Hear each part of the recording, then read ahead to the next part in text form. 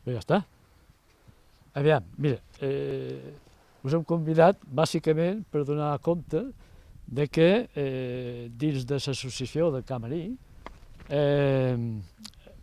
tinguent en compte que hi ha tota una problemàtica associada, a més de lo que és venda de Camarí en general, hi ha un nucli especial que té una problemàtica també especial, que és el casc urbà.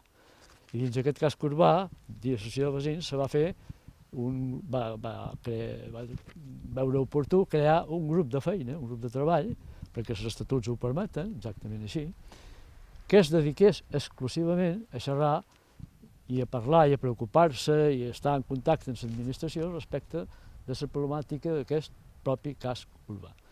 I bé, a partir d'aquí, aquest grup de treball se va constituir i avui faríem la presentació, diríem, en públic de que existeix i de que la nostra intenció és col·laborar al màxim que es puga amb l'administració perquè les actuacions que es facin dins el casc urbà de Camarí procurin comptar amb nosaltres i que puguem expressar quins serien els nostres desitjos i la nostra aportació perquè tot aquest desenvolupament o tot aquestes coses que demanem que se facin a Camarí comptin en la nostra opinió. I per tant vam entrar en el Consell Insular un primer comunicat que és el que ara us llegiria i posa així: el grup de treball casc urbà de Camarí dins de l'associació de veïns de Camarí.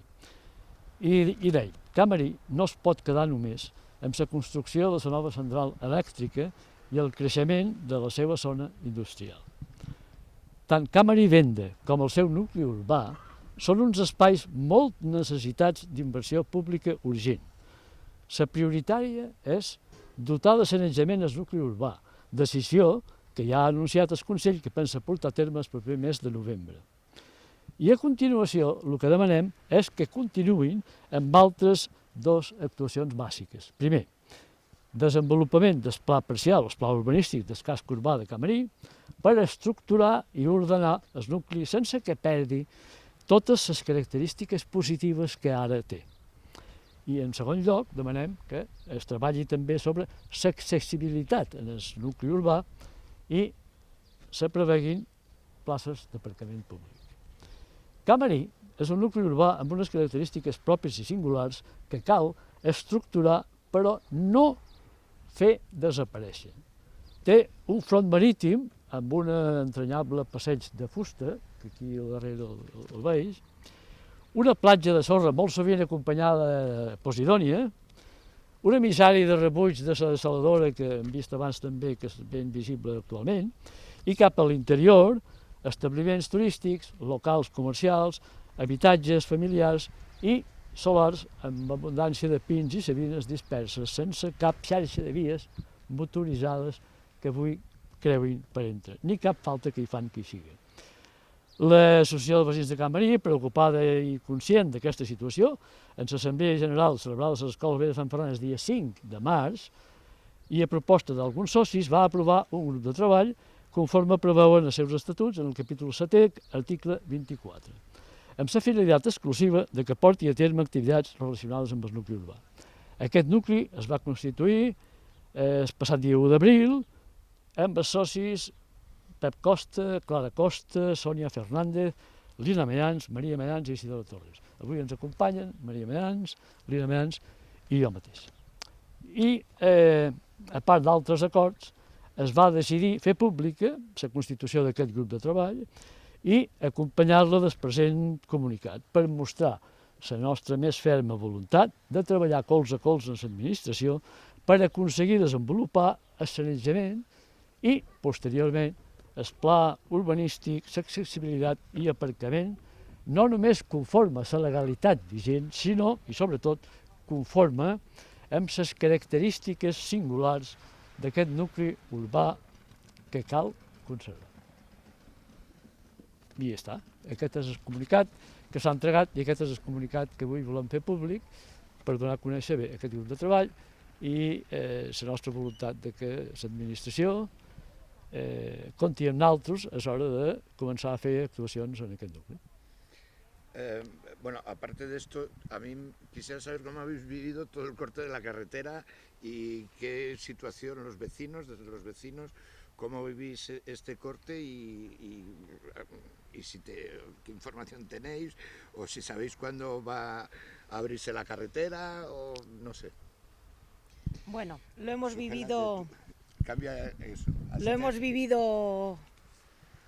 bien por un lado, mal por otro, hechos al hecho que ya sabíamos que se tenía que hacer y no nos queda otra. Y bueno, mal porque hay una parte de las obras que se han retrasado mucho y ha impedido que se avance pues con la otra parte de las obras como se tenga que avanzar. Tenemos ya, yo creo que estamos hechos a la idea que esto se va a acabar ahora hacia el 15 de mayo y en octubre van a volver a abrir y a seguir. Nos han dicho que van a tirar una capa de hormigón finita, que van a barrer y van a pasar con una cuba de agua y que sea lo que Dios quiera y a ver cómo aguantamos el verano. Vale. Luego está también, antes apuntabais en el texto, el asunto del emisario. Ahora lo podemos observar cómo sale, yo no sé si sale luego el vertido del agua de la salmuera, va muy lejos, se hace aquí mismo. Yo no sé en qué situación se encuentra este emisario porque además de la imagen que ofrece no es nada buena a los turistas, ¿no? No, es que es otro punto realmente para mí muy importante y conflictivo. Justamente está donde se paran todas las motos, todos los coches, todas las bicicletas, todos los paseantes que van por la pasarela, se paran justo delante de donde este emisario empieza a adentrarse hacia el mar. Este es un emisario, la desaladora. Lo que emite al mar es agua desalada muy salada, que realmente debería en fin, ir mucho más adentro de lo que va. El emisario es corto. Y el problema que hay es que al haber aquí normalmente muchos vientos de lo que es el... Jo no sé per què estic parlant en castellà, ara. No sé per què. Perquè tu m'has hecho la... Exacte. El tema és que l'emissari té tot una estructura d'estubo que s'enganxa cap a dins la mà, que a poc, cada any durant l'hivern, quan hi ha temporals, l'arena se va col·locant baix dels tubos i va pujant els tubos i va pujant els tubos i va pujant. Quan aquests tubos pugen dins la mà, els que venen d'en terra estan ferms i no se mouen. Aleshores, cada any cruix, i això fa que se tinguin que refer de nou. I a més, el que seria lògic és que per part de l'administració, com hem demanat també moltes vegades, aquí a l'arribada hi hagués un cartell informatiu que expliqués a tothom que passa per aquí que és un emissari d'una desaladora, no és un emissari d'una depuradora o una cosa semblant. No? Seria fàcil, però seria fàcil. Seria, diríem, una informació que s'agrairia perquè donaria peu a que la gent sabés exactament què està passant i no que s'imaginés el que s'imagina moltes vegades. Vale. Preguntar-vos per la Posidònia. No us contestaria ella. Que ara vos contestarà Ana Maria. Així podrien els tres, sí.